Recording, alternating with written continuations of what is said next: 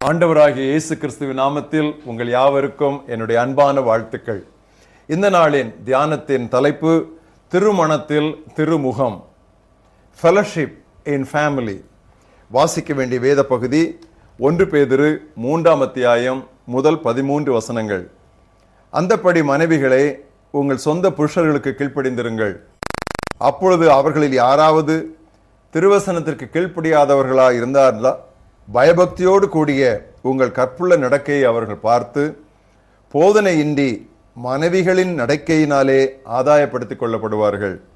மயிரை பின்னி பொன்னாபரணங்களை அணிந்து உயர்ந்த வஸ்திரங்களை உடித்துக் கொள்ளுதலாகிய புறம்பான அலங்கரிப்பு உங்களுக்கு அலங்காரமாயிராமல், அழியாத அலங்கரிப்பாயிருக்கிற சாந்தமும் அமைதலும் உள்ள ஆவியாகிய இருதயத்தில் மறைந்திருக்கிற குணமே உங்களுக்கு அலங்காரமாயிருக்க கடவுது. அதுவே தேவனுடைய பார்வையில் விலையேற பெற்றது. இப்படியே பூர்வத்தில் தேவனிடத்தில் நம்பிக்கையாயிருந்த பரிசுத்த ஸ்திரீகளும் தங்களுடைய புருஷர்களுக்கு கீழ்ப்படிந்து தங்களை அலங்கரித்தார்கள். அந்தப்படியே சாராள் ஆபிரகாமை ஆண்டவன் என்று சொல்லி அவனுக்கு கீழ்ப்படிந்திருந்தாள். நீங்கள் நன்மை செய்து ஒரு ஆபத்துக்கும் பயப்படாதிருந்தீர்களானால் அவளுக்கு பிள்ளைகளாயிருப்பீர்கள். அந்தப்படி புருஷர்களே, மனைவியானவள் பலவீன பாண்டமாய் இருக்கிறபடியால் உங்கள் ஜெபங்களுக்கு தடை வராதபடிக்கு நீங்கள் விவேகத்தோடு அவர்களுடனே வாழ்ந்து உங்களுடனே கூட அவர்களும் நித்திய ஜீவனாகிய கிருபையை சுதந்திரித்துக் கொள்ளுகிறவர்கள் ஆனபடியால் அவர்களுக்கு செய்ய வேண்டிய கனத்தை செய்யுங்கள்.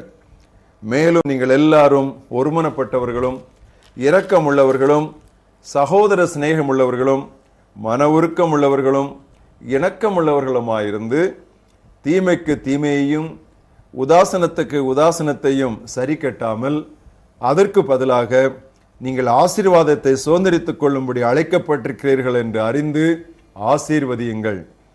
ஜீவனை விரும்பி நல்ல நாட்களை காண வேண்டும் என்று இருக்கிறவன் பொல்லாப்புக்கு தன் நாவையும் கபடத்துக்கு தன் உதடுகளையும் விலக்கி காத்து பொல்லாப்பை விட்டு நீங்கி நன்மை செய்து சமாதானத்தை தேடி அதை பின்தொடர கடவன்.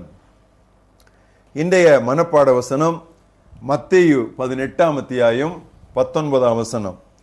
உங்களுள் இருவர் மண்ணுலகில் தாங்கள் வேண்டும் எதை குறித்தும் மனமொத்திருந்தால் விண்ணுலகில் இருக்கும் என் தந்தை அதை அவர்களுக்கு அருளுவார்.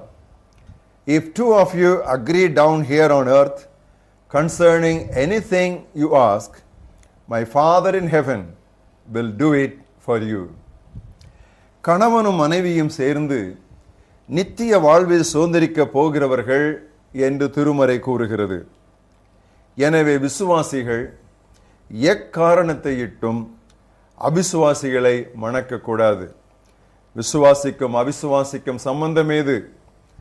இருளுக்கும் வெளிச்சத்திற்கும் இசைவேது என்று பவுலப்போஸ்தலன் 2 கொரிந்தியர் 6ஆம் அத்தியாயம் 14-15ஆம் அத்தியாயங்களிலே உரக்க கூறினார்.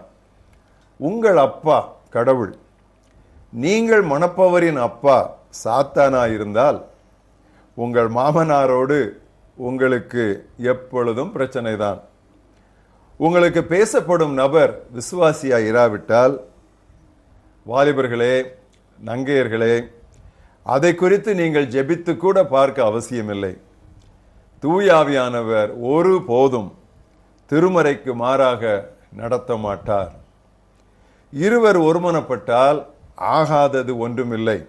அதைத்தான் இன்றைய மனன வசனத்திலே வாசித்தோம். உங்களில் இருவர் மண்ணுலகில் தாங்கள் வேண்டும் எதை குறித்தும் மனமொத்திருந்தால் விண்ணுலகில் இருக்கும் என் தந்தை அதை அவர்களுக்கு அருளுவார்.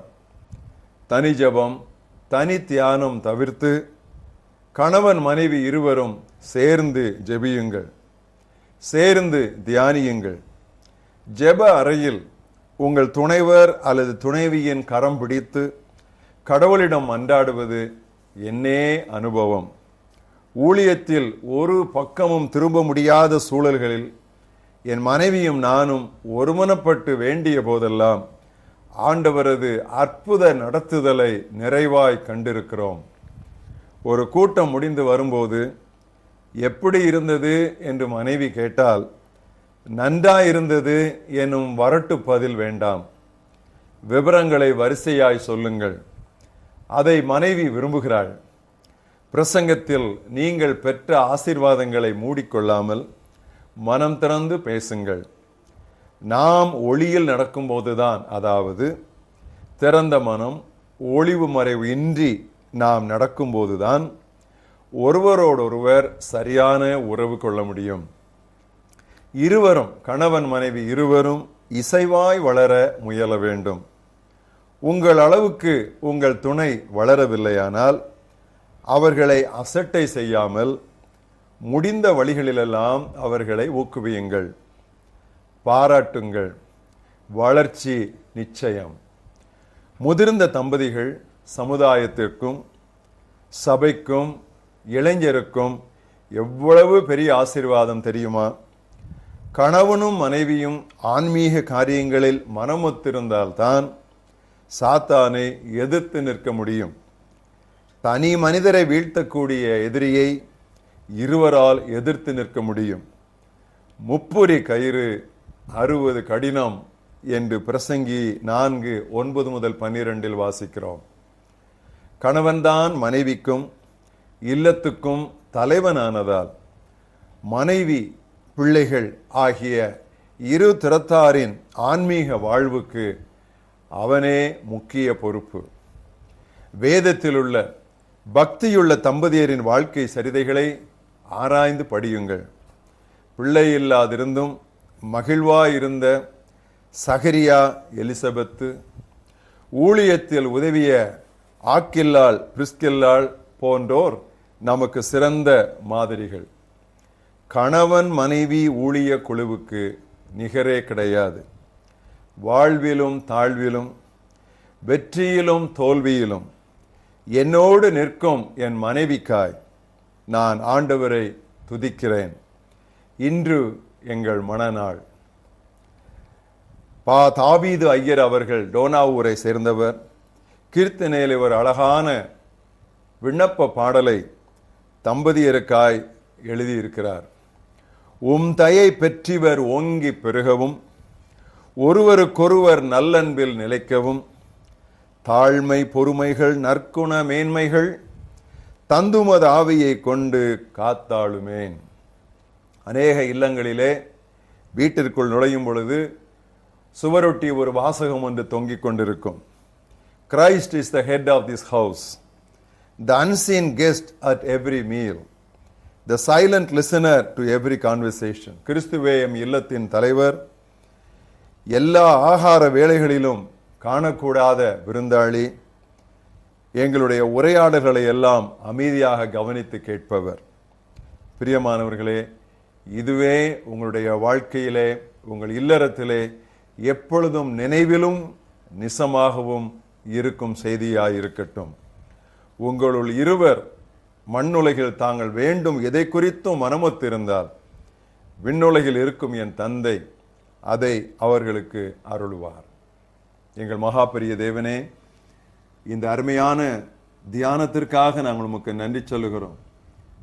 திருமணத்தில் திருமுகம், ஆண்டவரே, உம்முடைய திருப்பிரசனம் இல்லாத திருமணம் அது வெறும் மனமாயிருக்கும். ஆண்டவரே கர்த்தாவே, இந்த நாளிலே நாங்கள் வாசித்ததுபடி, தியானித்ததுபடி, இந்த செய்தியை கேட்டுக்கொண்டிருக்கிற ஒவ்வொரு கணவனும் ஒவ்வொரு மனைவியும் கர்த்தாவே நித்திய ஜீவனுடைய கிருபைகளை சுதந்திரித்துக் கொள்ளும் உடன் பங்காளிகள் என்கிற நினைவை, இந்த நிச்சயத்தை ஒருபோதும் மறந்திராதிருக்க நீர் உதவி செய்யும். மட்டுமல்ல, வாழ்க்கையின் நன்மைகளையும் தீமைகளையும் ஒரே மனதோடு ஒன்றாய் நின்று அனுபவிக்க, எதிர்த்து வரும் சத்ருவை ஒன்றாய் நின்று எதிர்க்க கர்த்தர் அவர்களுக்கு நடைமுறை ஆலோசனைகளை அவ்வப்பொழுது தர வேண்டும் என்று நான் செபிக்கிறேன். என்னை கேட்டுக்கொண்டிருக்கிற வாலிபர்களுக்காக, நங்கையர்களுக்காக நோக்கி பார்க்கிறேன். கர்த்தாவே, இவர்களுக்காக திருமணத்தின் காரியங்கள் பேசப்படும் பொழுது உம்முடைய சித்தத்தின் மையத்தை விட்டு இவர்கள் யாரும் வழிவிலகி போய்விடாதபடி கர்த்தாவே, உம்முடைய பிள்ளைகளுக்கு ஏற்ற துணையை ஏற்ற காலத்தில் ஏற்ற விதமாய் நீர் கட்டளையிட வேண்டும் என்று நான் செபிக்கிறேன். கர்த்தாவே, கணவன் மனைவி இருவருமாய் சேர்ந்து பூமியிலே ஒரு காரியத்தை குறித்து நாங்கள் ஒருமனப்பட்டு ஜெபித்தால் அது நிச்சயம் உண்டாகும். அவர்களால் ஆகாத காரியம் ஒன்றுமில்லை என்கிற சத்தியத்தை உம்முடைய திருவசனத்திலிருந்து இன்று எங்களுக்கு நீர் நினைப்பூட்டியதற்காக உமக்கு நன்றி சொல்கிறோம். அத்தனை பேர் வாழ்க்கையிலும் இது நடைமுறையிலே அமுலாக வேண்டும் என்று நாங்கள் ஜெபிக்கிறோம். சமாதானமற்று சின்னா பின்னமாக உடைந்திருக்கிற குடும்பங்களிலே இந்த நாளிலே தேவா உம்முடைய சமாதான காற்று வீச வேண்டும் என்று நான் ஜெபிக்கிறேன். இதை கேட்டுக்கொண்டிருக்கிற ஒவ்வொரு இல்லத்திலும் சமாதானம் உண்டாவதாக. இயேசுவின் நாமத்தில் பிதாவே, ஆமென்.